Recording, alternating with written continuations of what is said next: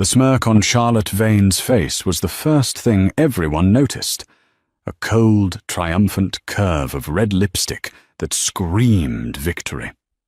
She sat in the front row, watching her lover, Derek Cross, destroy his wife on the stand. They thought they had pulled off the perfect crime, painting Laura Cross as a paranoid, unstable alcoholic to steal her family's multi-million-dollar estate. Laura looked defeated, trembling in her seat, seemingly inches from a total breakdown.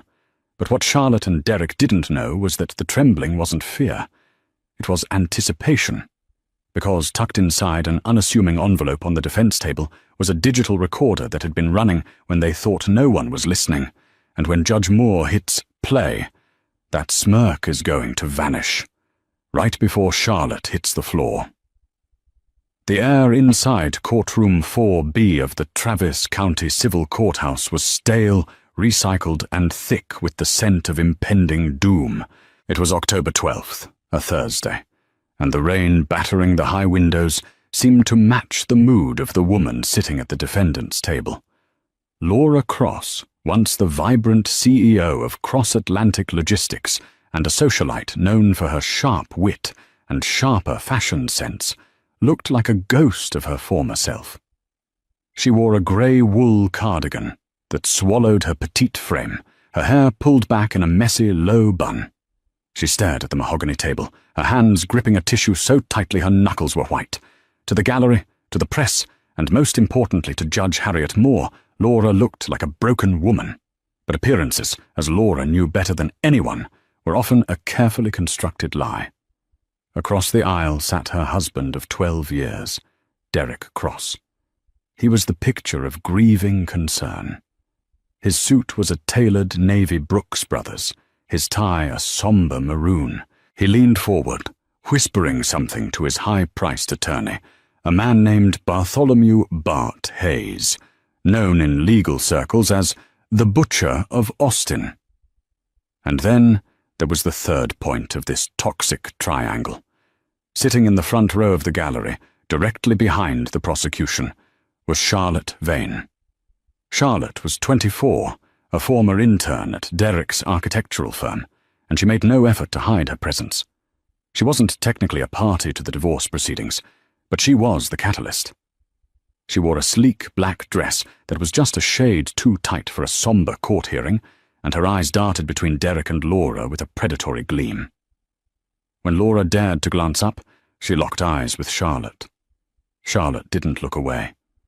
Instead, the corner of her mouth quirked up. It was a subtle, microscopic smirk, invisible to the judge but screaming loud and clear to Laura. "I won, you lost, make way." "Order," Judge Moore said, her voice cutting through the murmurs of the courtroom. She was a woman in her 60s with steel-grey hair and a reputation for having zero patience for theatrics. "We are back on the record in the matter of Cross v. Cross. Mr. Hayes, call your next witness." Bart Hayes stood up, buttoning his jacket. "Your Honor, we call Dr. Lawrence Huff to the stand." Laura felt a hand on her arm. It was her lawyer, Silvio Reed. Silvio was the opposite of Bart Hayes. He drove a 10-year-old Volvo, worked out of a strip mall office, and wore suits that looked like they had been bought off the rack at a department store sale. But Laura had hired him for one reason. He was the only lawyer in the city who believed her when she said she wasn't crazy. "Steady, Laura," Silvio whispered, his voice a low rumble. "Let them build their tower. The higher they build it, the harder it falls." Laura took a shaky breath. "He's going to lie, Silvio. Dr. Huff is on Derek's payroll." "I know," Silvio said, scribbling on his notepad. "Let him lie. Perjury is a beautiful thing when you can prove it." Dr. Lawrence Huff took the stand.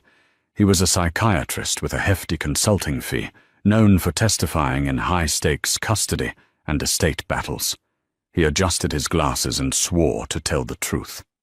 "Dr. Huff," Hayes began, pacing the floor like a shark in a tank, "you conducted an evaluation of Mrs. Laura Cross 3 months ago.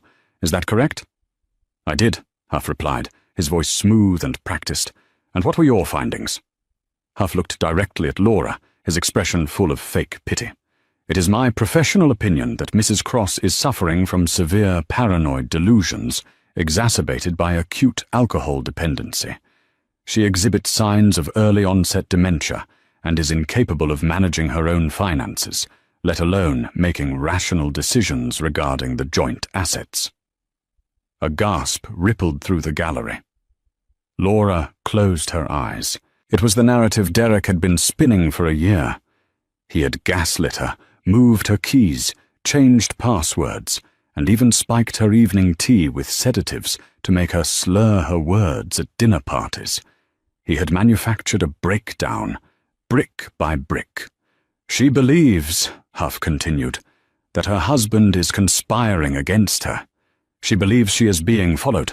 These are classic symptoms of persecution mania."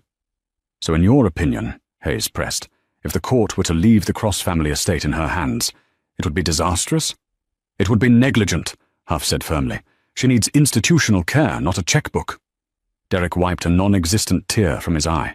Charlotte in the gallery shifted her legs, the smirk widening just a fraction. She leaned forward, whispering to the woman next to her, likely a friend she brought along to watch the show. Laura's heart hammered against her ribs.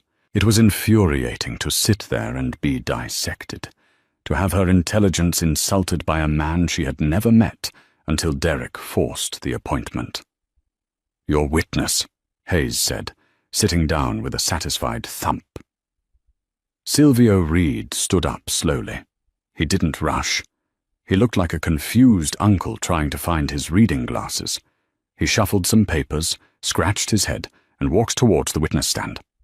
"Dr. Huff," Silvio said, smiling politely, "you've been practicing for 20 years? 22, Huff corrected. Right. And you're very busy. I see here you've testified in over 40 cases in the last 2 years. That's a lot of evaluations." "I am in high demand," Huff said coldly. "Indeed. Now, regarding my client's delusions, you mentioned she thinks she's being followed?" "Yes. She claimed a grey sedan was tailing her for weeks. And you classified this as a delusion?" "Because there was no evidence of it, and Mr. Cross confirmed he had no knowledge of any such thing," Huff said, sounding bored. Silvio nodded. "Right. Mr. Cross confirmed it. Dr. Huff, did you ever look at the security footage from the gate of the Cross estate on the dates Laura mentioned?" Huff blinked. My evaluation was clinical, based on patient interviews." "So you didn't check?" "It wasn't my job to play detective," Huff snapped. "Fair enough," Silvio said, turning back to his table. "No further questions." Hayes looked confused. He expected a fight, but Silvio had barely thrown a jab. Charlotte looked disappointed in the gallery. She wanted blood. "Is that it, Mr. Reed?" Judge Moore asked, peering over her spectacles. "For this witness, yes, Your Honor," Silvio said.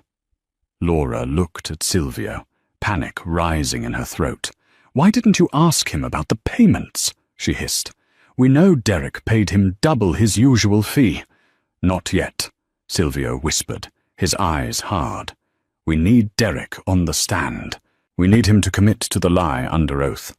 Once he does that, there's no going back." After a brief recess, the moment arrived. "The defense calls Mr. Derek Cross to the stand," Hayes announced. Derek stood up, buttoning his jacket with a solemn grace. He walked to the stand, nodding respectfully to the judge. He was handsome, in a rugged, aging athlete kind of way. He had the kind of face that voters trusted and women adored. It was the face that had charmed Laura 12 years ago, when she was grieving her father's death and vulnerable to a man who promised to take care of everything. He took the oath, his voice deep and steady. "Mr. Cross," Hayes began, softening his tone, "this has been a difficult year for you, hasn't it?" "It has," Derek said, looking at his hands. "I love my wife.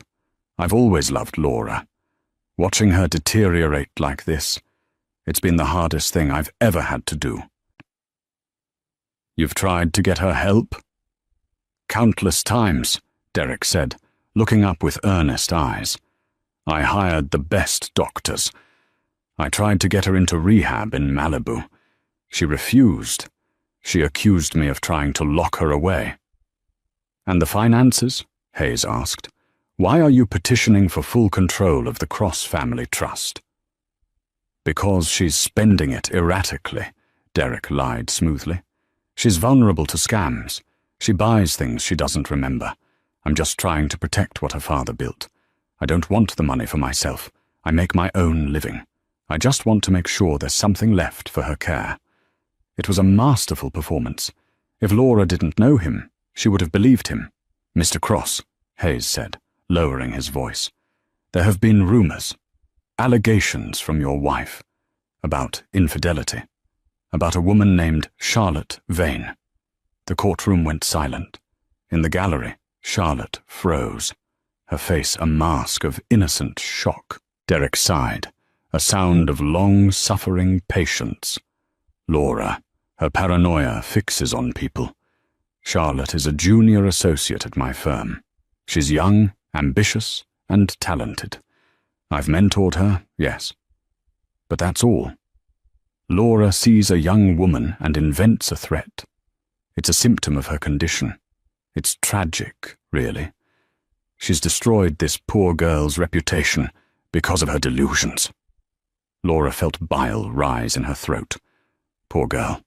That poor girl had sent Laura text messages from burner phones detailing exactly what she and Derek did in Laura's own bed while Laura was away for treatment. So to be clear, Hayes asked, there is no romantic relationship between you and Miss Vane? Absolutely not, Derek said firmly. I am a married man, and despite everything, I am loyal to my wife. Thank you, Derek, Hayes said. Your witness. Derek remained relaxed as Silvio Reed stood up. This was it. The shark versus the minnow. Or so they thought. Silvio walked to the center of the room. He wasn't holding any papers this time. He just leaned against the wooden railing, looking thoughtful. Mr. Cross, Silvio said, you say you want to protect Laura's assets. I do. Because she's mentally incompetent. Because she is unwell, Derek corrected gently. Right, unwell. You mentioned that she imagines things. Paranoia. Thinking people are watching her. Yes. And you mentioned Charlotte Vane. You said you are merely a mentor to her. That is correct, Silvio nodded. He reached into his pocket and pulled out a small black USB drive. He held it up to the light. It was innocuous. Tiny. Mr. Cross, Silvio said, his voice hardening slightly. Do you recognize the date September 14th? Derek frowned, his confidence flickering for a microsecond. I don't recall that specific date. Just a Tuesday, I assume? A Friday, actually, Silvio said. It was the night Laura was admitted to St. Jude's Hospital for what you claimed was an alcohol overdose. Yes, Derek said, his voice dropping. A terrible night. You were at the hospital with her? Of course. By her side. The whole night? I stepped out for fresh air, perhaps. But I was there. Silvio walked back to his table and picked up a thick stack of papers.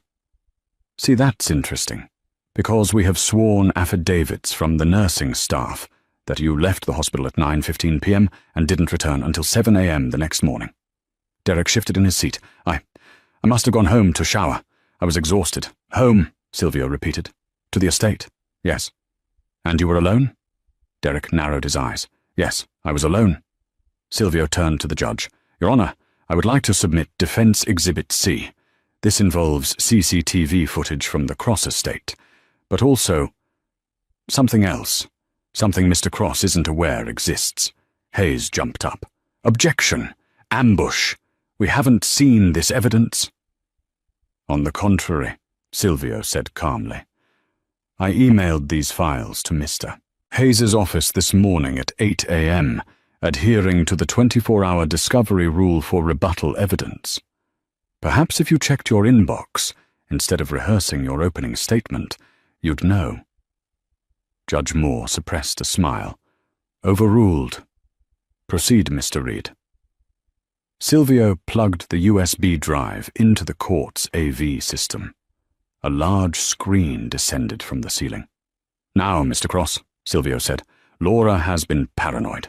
She thought you were plotting against her. She thought you were gaslighting her. She thought you were having an affair. So 6 months ago, she did the one thing a sane, rational person does when they suspect they are being lied to." Silvio paused for effect. The courtroom was dead silent. Even Charlotte in the back had stopped chewing her gum. "She hired a private investigator," Silvio said, "but not to follow you. To bug the house." Derek's face went pale. "That's illegal. In our own home, actually," Silvio interrupted. "The house is solely in Laura's name. It's her property. She can record whatever she likes in the common areas." And on the night of September 14th, while Laura was in a hospital bed hooked up to an IV, you weren't alone in the library, were you? Derek said nothing. He stared at the screen. "Let's play the clip," Silvio said. The audio crackled through the courtroom speakers first, followed by a grainy but high-definition video feed. It was a black-and-white night vision angle, clearly hidden on a bookshelf, capturing the sprawling library of the Cross estate. The timestamp read 21:45. The door opened. Derek walked in. He wasn't wearing the somber suit he had on now. He was in jeans and a t-shirt, holding 2 glasses of wine. And following him, laughing, was Charlotte Vane. The courtroom erupted in gasps. Judge Moore banged her gavel. "Silence, or I will clear this courtroom." On the screen, Charlotte took the wine glass. She looked comfortable. Too comfortable. She kicked off her heels and curled up on Laura's favorite leather armchair. "God, finally," the voice of the digital Charlotte echoed through the silent courtroom. "I thought the old hag would never pass out. Did you give her the full dose?" In the witness box, the real Derek Cross closed his eyes. His face was turning a shade of grey that matched the stormy sky outside. On the screen, Derek sat on the edge of the desk. "Enough to knock out a horse. The doctors at St. Jude's are idiots. They'll see the alcohol in her blood and assume she drank herself into a stupor again. They won't look for the interaction with the sedatives." In the gallery, the real Charlotte Vane let out a small, strangled sound. The smirk was gone. Her skin had taken on a waxen, terrified sheen. She looked like she wanted to run, but her legs wouldn't work. The video continued. "So," Charlotte said on screen, swirling her wine, "how long until we get the power of attorney?" "I'm tired of waiting, Derek. I want to redo this kitchen. It smells like old money and depression." "Soon," Derek assured her, walking over to kiss her forehead. "Huff is on board. I promised him a $50,000 bonus once the conservatorship is granted. He'll testify she's incompetent. Once I have control, we ship her off to that facility in Nevada, the one with no cell service. She'll be out of the way for good. And the money? All ours, baby. The robotics shares alone are worth $20 million. We sell, we cash out, we live like kings." The video froze. Silvio Reed turned off the screen. The silence in the courtroom was heavy, suffocating. It was the sound of a carefully constructed reality shattering into a million pieces. Silvio turned back to Derek. Derek was gripping the railing of the witness stand so hard his knuckles were purple. He looked like a trapped animal. "Mr. Cross," Silvio said, his voice dangerously low, "you just testified under oath that you had no romantic relationship with Miss Vane. You testified that you never drugged your wife. You testified that Dr. Huff was an impartial expert." Silvio leaned in. "Would you like to amend your testimony, or should I ask the bailiff to read you your Miranda rights right now?" Derek croaked. He looked at his lawyer. Hayes was staring at his table, refusing to make eye contact. Hayes knew when a ship was sinking, and he wasn't going to go down with it. "And Miss Vane," Silvio said, turning completely around to face the gallery. He pointed a finger directly at Charlotte. Charlotte flinched as if he had thrown a stone at her. "I believe," Silvio said to the judge, that the woman in the gallery, Miss Charlotte Vane, is a co-conspirator in attempted murder and fraud, and since she is present—" Charlotte stood up, her knees knocked together. She looked at Derek, pleading for him to do something, to fix it, but Derek was staring at his shoes. "I didn't," Charlotte stammered, her voice high and thin. "It was just— we were just talking." Judge Moore's eyes were like lasers. "Bailiff," she barked, "bar the doors. No one leaves this room." Charlotte looked at the heavy oak doors, then back at the judge, and finally at Laura. Laura hadn't moved. She just watched, her face impassive, her eyes cold and clear. The realization hit Charlotte like a physical blow. The money was gone. The future was gone. The man was a fraud, and she was going to prison. The blood drained from Charlotte's face in a rush. Her eyes rolled back into her head.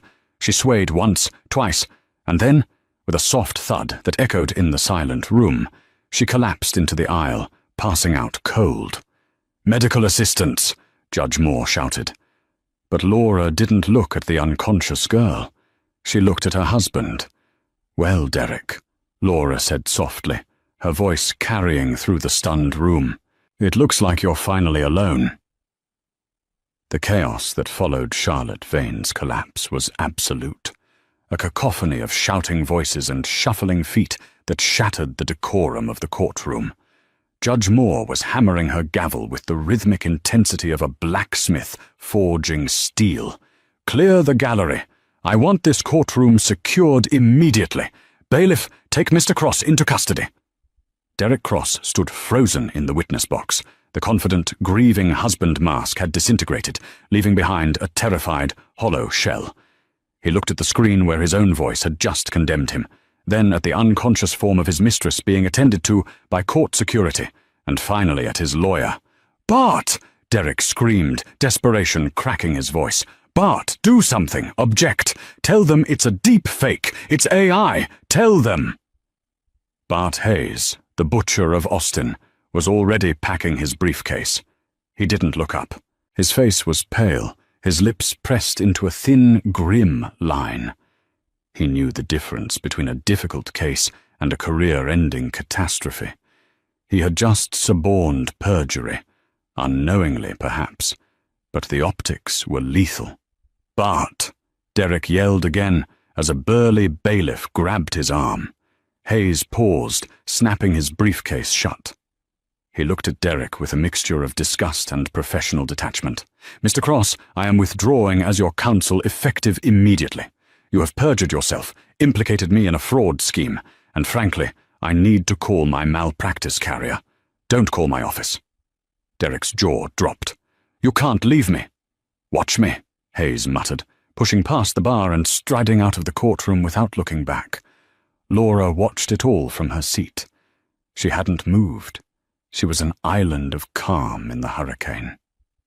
Silvio Reed leaned over to her, a rare, genuine smile breaking his stony face. "I think that went well," Silvio whispered. "We're not done," Laura replied, her voice icy. "He's still breathing." Two paramedics rushed in, wheeling a stretcher down the center aisle. They swarmed over Charlotte, checking her vitals. She groaned, her eyelids fluttering. As she came to, the first thing she saw was the ceiling of the courtroom, and then the face of a uniformed police officer staring down at her. "Miss Vane," the officer said, not unkindly but firmly, "you're going to be transported to St. David's Hospital for evaluation. An officer will accompany you. You are currently detained pending an investigation into conspiracy to commit murder." Charlotte let out a sob, a raw, ugly sound that echoed off the wood paneling. "He made me do it!" she shrieked, pointing a trembling finger at Derek, who was being cuffed by the bailiff. "He told me she was dying anyway. He said we were just speeding it up." "Shut up, Charlotte!" Derek roared, his face turning a violent shade of red. "She's lying! She's an unstable stalker." "That's enough," Judge Moore's voice boomed. "Get them out of here, both of them. And get Dr. Huff back in here. I want a warrant issued for his arrest before he makes it to the parking lot." Laura stood up slowly. She smoothed the front of her grey cardigan. As the bailiffs marched Derek past the defence table, he locked eyes with her. "Laura!" he pleaded, the fight draining out of him, replaced by a pathetic, wheedling tone. "Laura, honey, please, you know me. This is a misunderstanding. I was stressed. I was confused." Laura looked at him. She didn't see the man she married. She didn't say a monster. She just saw a stranger, a pathetic, greedy stranger. "I do know you, Derek," she said softly. "That's the problem. I finally know you." As they dragged him out the side door, the press, who had been allowed to remain in the back, were going frantic. Flashbulbs popped. Reporters shouted questions. The story of the loving husband was dead. The story of the Black Widow was dead. The story of the Laura Cross revenge tour had just begun. 3 hours later, the atmosphere shifted from the frantic energy of the courtroom to the sterile, fluorescent-lit gloom of the Austin Police Department's interrogation rooms. Room A held Derek Cross. Room B held Charlotte Vane. Detective Marcus Miller stood in the observation hallway, sipping lukewarm coffee and watching the monitors. He was a veteran homicide detective who had seen it all, but even he had to admire the efficiency of Laura Cross's trap. She hadn't just caught them. She had gift-wrapped them. "So," Miller said to his partner, Officer Sarah Jenkins, "who breaks first?" "The girl," Jenkins said immediately. "She's 24 and thinks hard time is a weekend without Wi-Fi. She's terrified." "I don't know," Miller mused. "Derek is a narcissist. Narcissists don't like taking the fall for anyone. He'll throw her under the bus to save his own skin. Nest." Miller walked into Room A first. Derek was sitting at the metal table, his tie loosened, his hair disheveled. He looked up sharply as Miller entered. "I want a lawyer," Derek spat. "I know my rights. I want the best criminal defense attorney in the state. You can have a lawyer, Mr. Cross," Miller said, pulling out a chair and sitting down heavily. "But seeing as your assets are currently frozen by a court order issued 20 minutes ago, you might be looking at a public defender." Derek blanched. "Frozen?" "Judge Moore doesn't play around. She froze the joint accounts, and since the prenup states the house is Laura's, well, you're currently homeless and broke." Derek slumped. The reality was setting in. Miller leaned forward. "Look, Derek, here's the situation. We have the video. We have the audio. We have Charlotte next door crying her eyes out. We found the search history on your laptop for how to induce liver failure and untraceable poisons. You're cooked." "I never touched her," Derek insisted. "It was just talk." "Fantasy." "Fantasy?" Miller raised an eyebrow. "We checked the toxicology report from Laura's admission to St. Jude S. We found traces of benzodiazepines and high levels of ethanol, but we also found something else in her hair follicle test. Arsenic." Derek's eyes went wide. "Arsenic? I never used arsenic. That's insane." "Is it?" Miller bluffed. "Because Charlotte says you bought rat poison 3 months ago." "She's a liar!" Derek slammed his fist on the table. "That psycho! She brought the pills. She crushed them into Laura's wine. She said, 'Let's help nature along.' I told her no, but she did it anyway. I didn't stop her. That's negligence, maybe." "But murder?" "That was her." Miller suppressed a smile. "So you admit there was a plot to poison your wife? But Charlotte was the mastermind." "Yes, she's obsessed with the lifestyle. She wanted the house, the cars. She used me." Miller stood up. "Thanks, Derek. That's very helpful." He walked out and went straight to Room B. Charlotte was a mess. Her mascara was running down her cheeks, and she was hugging herself, rocking back and forth. "Charlotte," Miller said gently, sitting down. "Derek is talking." Charlotte looked up, eyes wide with fear. What did he say?" "He says it was all your idea," Miller lied. "He says you bought the poison. He says you slipped it into Laura's drink. He's painting you as a gold-digging psychopath who manipulated him." Charlotte's mouth opened in shock. Then anger, hot and fierce, flooded her face. "That bastard!" she hissed.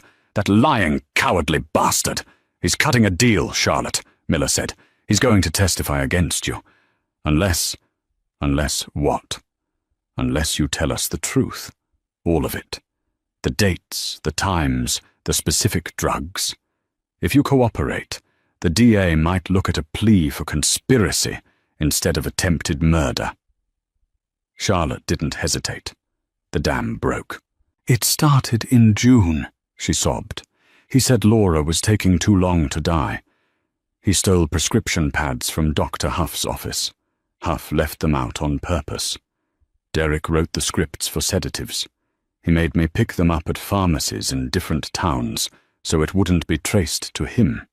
He put the powder in her protein shakes in the morning. He laughed about it. He said, 'Here's to her health.' It was him. It was all him." Miller nodded, his face impassive, but internally he was cheering. They had them. They had the loving husband and the mistress tearing each other's throats out. A week later, Laura Cross sat on the veranda of her estate. The rain had cleared, and the Texas sun was shining over the manicured lawns. Silvio Reed sat across from her, a glass of iced tea in his hand. The house was quiet. The staff, who had been fiercely loyal to Laura and had helped hide the cameras, were going about their work with a lightness that hadn't been there in years. "The district attorney accepted the evidence," Silvio said. "Derek is being held without bail. Flight risk, given his offshore accounts, which, by the way, the forensic accountants found this morning." Laura took a sip of her water. She looked younger than she had in court. The grey cardigan was gone, replaced by a sharp white blazer. Her hair was down, cascading over her shoulders. "And Charlotte?" Laura asked. "She took a plea deal yesterday. She's giving them everything on Derek and Dr. Huff in exchange for 10 years. She'll be out in 5 with good behaviour, but her life is over. No firm will hire her." Laura nodded, staring out at the horizon. "It's strange, Silvio." "What is?" "I loved him once," she said. "I really did.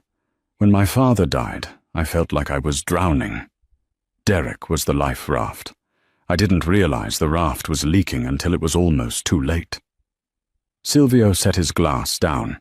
"You did something incredible, Laura. Most people would have crumbled. You let them think you were crazy. You let them gaslight you. That takes a level of steel I haven't seen in 30 years of practice." Laura turned to him, a dry smile on her lips. "I didn't just let them, Silvio. I encouraged it." Silvio raised an eyebrow. "How so?" "I knew about the affair 2 years ago," Laura revealed. "I saw a text on his phone. Just one. But it was enough. I hired the PI then. But I realized that if I divorced him then, purely for adultery, he would still get half. Texas is a community property state. He would have walked away with $10 million of my father's money." Silvio stared at her. "So you waited?" "I waited," Laura said coldly. "I needed him to commit a crime. I needed him to try to steal everything, or worse. I needed cause to void the prenup and strip him of every penny." "So the drinking, apple juice and water in wine bottles," Laura said. "I poured the real wine down the sink. When he drugged me, I pretended to pass out. I held the pills under my tongue and spit them out in the bathroom later. I collected them. I gave them to the police this morning as physical evidence." Silvio shook his head in disbelief. "You played the long game. You put your life at risk." "I calculated the risk," Laura said. "I knew Derek. He's a coward. He wouldn't use a gun or a knife. He wanted it to look like an accident. That gave me time." She looked back at the house her father built, the house Derek tried to steal. "Dr. Huff was the wild card," she admitted. "I didn't think a medical professional would be so corrupt. But once he signed that affidavit declaring me incompetent, I knew I had them. That was the trap snapping shut." Silvio chuckled, a dry, raspy sound. "Remind me never to cross you, Laura." "You're on the payroll, Silvio," she smiled. "You're safe." 6 months had passed since the day Charlotte Vane fainted in Judge Moore's courtroom, but the heat surrounding the case of the state of Texas versus Derek Cross hadn't cooled by a single degree. If anything, it had boiled over into a national obsession. The cross-vein conspiracy, as the tabloids dubbed it, had everything the public craved. Immense wealth, a sordid affair, a dying wife who wasn't actually dying, and a husband whose handsome face hid a soul of absolute rot. The criminal trial was held in the larger, more imposing Travis County Criminal Justice Center. The atmosphere inside courtroom 8A was electric, a stark contrast to the quiet civil proceedings where Laura had first sprung her trap. Derek Cross sat at the defense table, but he was no longer the composed, grieving husband. 6 months in county lockup, denied bail due to the flight risk posed by his offshore accounts, had eroded him. His skin was pasty, his athletic build had wasted away into a nervous gauntness, and his eyes darted around the room with the frantic energy of a trapped rat. He had fired his previous legal team. In a last-ditch effort to save himself, he had liquidated his 401k, the only asset Laura hadn't been able to freeze, to hire Preston Gills. Gills was a Dallas attorney known as the Shark in the Armani suit.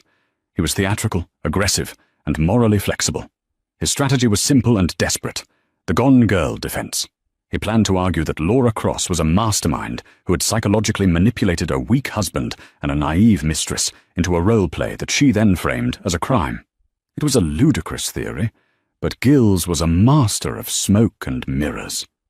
Laura sat in the first row behind the prosecution, flanked by Silvio Reed. She wore a suit of deep midnight blue, a color of authority, not mourning. She watched the back of Derek's head, waiting for him to turn around. He never did. "All rise," the bailiff bellowed. Judge Moore had recused herself from the criminal trial to avoid conflict, leaving the case in the hands of Judge Anthony P. Calloway, a man with a face like a bulldog and a reputation for maximum sentencing. The first major blow came on the 3rd day of the trial. The prosecution called Charlotte Vane. When the side door opened, a hush fell over the gallery. Charlotte shuffled in, her ankles shackled, wearing a bright orange jumpsuit that clashed violently with her pale, terrified face. She had taken a plea deal, 10 years in exchange for full testimony. She looked nothing like the smug girl who had smirked at Laura. She looked like a child who had woken up in a nightmare. "Miss Vane," Assistant District Attorney Hayes began, "please tell the jury what the defendant, Derek Cross, told you regarding his wife's health." Charlotte's voice was a whisper. He told me she had a failing liver. He said she was an alcoholic who was drinking herself to death anyway. He said we were just easing her passing, putting her out of her misery. And did he take active steps to ease this passing? Yes, Charlotte sobbed. He stole prescription pads from Dr. Huff's office. He wrote the scripts. He made me drive to pharmacies in Waco and San Antonio to fill them so they wouldn't be traced to Austin. He crushed the pills. He put them in her evening tea. Did he ever express remorse? Charlotte shook her head, tears dripping onto the witness stand. No, he laughed. He called it the retirement plan. He used a spreadsheet to calculate how much money we would have the day she died. He had a countdown on his phone. The jury recoiled. Derek stared straight ahead, his jaw clenched so tight a muscle feathered in his cheek. Then came Preston Gills for the cross-examination. He didn't approach Charlotte gently. He lunged. "Miss Vane!" Gills boomed, pacing the floor. "You were sleeping with a married man, were you not?" "Yes," Charlotte whispered. "You wanted his money, didn't you? You wanted his house?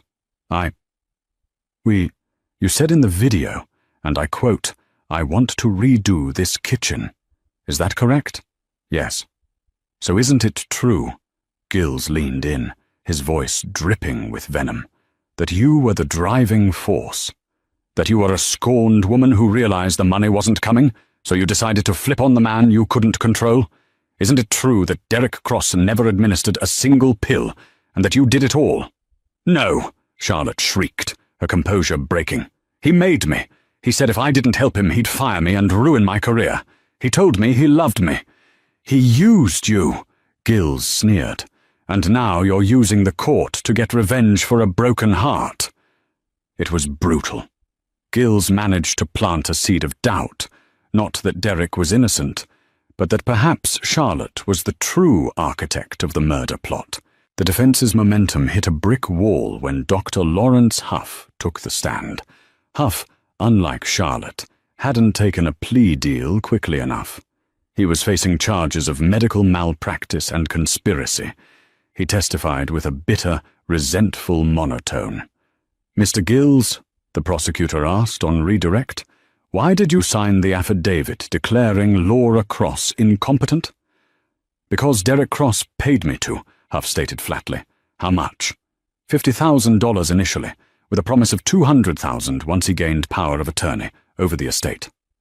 The prosecutor projected a bank statement onto the screens in the courtroom. "Is this the wire transfer?" "Yes, from a shell company called DC Architectural Consulting." "Yes."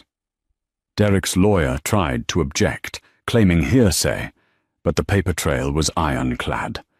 The jury saw the greed in black and white numbers. Derek hadn't just cheated. He had bought a diagnosis to enslave his wife. The climax of the trial arrived when the defense, in a move of supreme arrogance, called Laura Cross to the stand. Gills believed he could rattle her. He believed he could make her look like the unstable, paranoid woman Dr. Huff had described. Laura walked to the stand with the grace of a queen ascending her throne. She swore the oath and sat down, her hands folded calmly in her lap. "Mrs. Cross," Gills began, smiling like a predator, "you testified that you knew about the affair for 2 years. Is that correct?" "That is correct." "And you knew your husband was, as you claim, poisoning you for 6 months?" "I suspected it. I confirmed it when I installed the cameras." "So," Gills paused for theatrical effect, turning to the jury, "you sat in that house, night after night, letting a man you claim is a murderer sleep down the hall. You accepted drinks from him? You watched him?" "I did." "Why?" Gills shouted. "Why not call the police immediately? Why wait? Unless you enjoyed the game. Unless you wanted to entrap him." Laura leaned forward into the microphone. Her voice was low, smooth, and devastatingly clear. "Mr. Gills, if I had called the police the day I found out about the affair, Derek would have divorced me. We have no prenuptial clause for infidelity. He would have taken half of my father's company. He would have walked away with $10 million to spend on his mistress." The courtroom was silent. "I didn't wait because I enjoyed it," Laura continued, her eyes locking onto Derek's. "I waited because I refused to let a man who tried to kill me walk away with a retirement fund. I waited until he crossed the line, from adultery to attempted murder. I waited until I could bury him." Gills stuttered. So you admit you manipulated the situation?" "I admit I survived it," Laura said coldly. "Derek bought the poison. Derek poured the wine. Derek signed the checks. I just turned the lights on so everyone could see." "So?" Gills had no response. He had tried to paint her as a villain, but she had just painted herself as a survivor who was smarter than every man in the room. The jury deliberated for only 3 hours. When they returned, the foreman, a middle-aged schoolteacher, couldn't even look at Derek. "In the matter of the state of Texas versus Derek Cross," the foreman read, his hands shaking slightly, "on the count of attempted capital murder, we find the defendant guilty." A gasp rippled through the room. Derek closed his eyes, his head dropping into his hands. "On the count of conspiracy to commit wire fraud, guilty. On the count of money laundering, guilty. On the count of witness tampering, guilty." It was a clean sweep. The loving husband was officially a monster. Preston Gills began furiously scribbling notes for an appeal that everyone knew would fail. The sentencing hearing took place 2 days later. This was the moment Laura had been waiting for. She was allowed to give a victim impact statement. She stood at the podium, facing the judge, with Derek seated just 10 feet away. "Your Honor," Laura began, her voice steady. For 12 years, I shared my life with this man. I supported his career. I nursed him when he was sick. I trusted him with my life. She turned slowly to face Derek. He looked up, his eyes red-rimmed and hollow. "Derek," she said, addressing him directly, "you didn't just try to kill me. You tried to erase me. You tried to convince the world I was crazy, so you could lock me in a dark room and forget I existed. You wanted my money, but you also wanted to steal my dignity." She paused. "The tragedy isn't that I lost my husband. The tragedy is that I never had one. I was sleeping next to a calculator who was just waiting for the numbers to add up. Well, Derek, the audit is finished, and you are bankrupt." She turned back to the judge. "I ask for the maximum sentence, not for revenge, but for safety. Because a man who can smile while he poisons his wife's tea is not a man who can be rehabilitated." Judge Calloway nodded slowly. He adjusted his glasses and looked down at Derek. "Mr. Cross," the judge said, his voice gravelly, "in my 30 years on the bench, I have seen crimes of passion, and I have seen crimes of desperation. This was neither. This was a crime of cold, calculated avarice. You are a predator in a suit." Derek tried to stand. "Your Honor, please, sit down," Calloway barked. "Mr. Cross, you are sentenced to 25 years for attempted murder, to run consecutively with 10 years for fraud. You will not be eligible for parole until you are 75 years old. You may serve your time thinking about the lifestyle you felt you were entitled to." The gavel came down with a sound like a gunshot.